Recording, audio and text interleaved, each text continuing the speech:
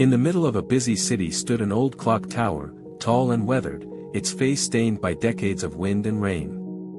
Most people barely noticed it anymore.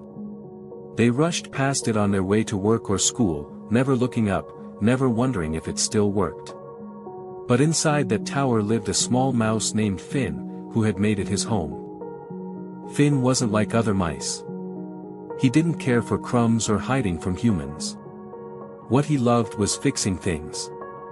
He'd found his way into the tower when he was young and had been fascinated by the gears and levers inside.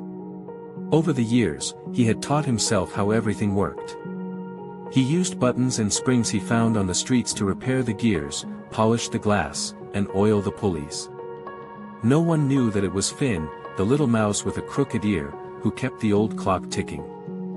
One morning, a loud crash shook the tower. A piece of scaffolding from nearby construction had fallen and cracked the main gear of the clock. The hands froze at 8:47.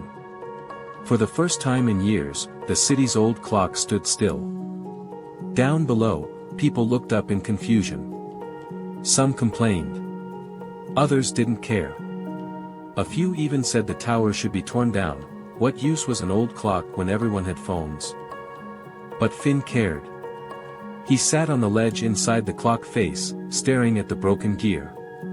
It was too large, too heavy, and too damaged for him to fix alone. For the first time, he felt helpless. He was just one tiny mouse against a world that moved too fast and didn't notice small things. He thought about giving up, about leaving the tower and finding a quiet attic somewhere. But when he looked out at the city skyline, he remembered all the nights he'd spent making sure the tick never missed a beat. He remembered the feeling of pride he got when the bell rang at the right hour, the way pigeons gathered when the chimes echoed through the streets. No one might see his work, but it still mattered.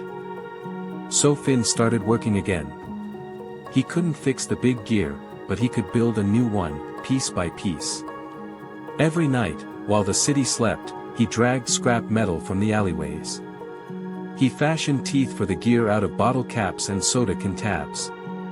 He used bits of wire for the spindle, melted plastic for strength, and even carved wood from an old broom handle he found discarded by a shop. It took weeks. Some nights he failed and had to start over. Once, a stray cat chased him across the rooftops, and he lost a whole bag of parts. Another time, rain flooded the lower levels of the tower and washed away 2 days' work.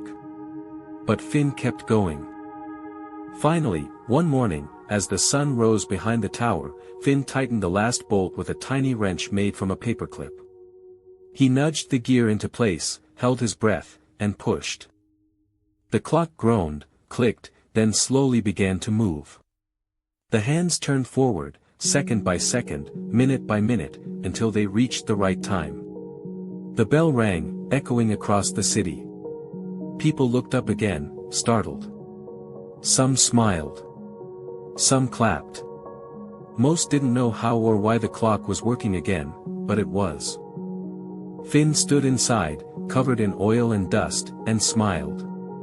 He knew. The mayor later praised the clock's return in a press interview, calling it a miraculous recovery. No one ever found out who fixed it. But every day at 8:47, Finn sat by the clock face, watching the city move, knowing that something he had built still made a difference. The lesson is this: you may feel small, unnoticed, or unimportant, but your actions can still matter. Keep going, keep building, even if no one sees it, because what you do can keep the world turning for someone else.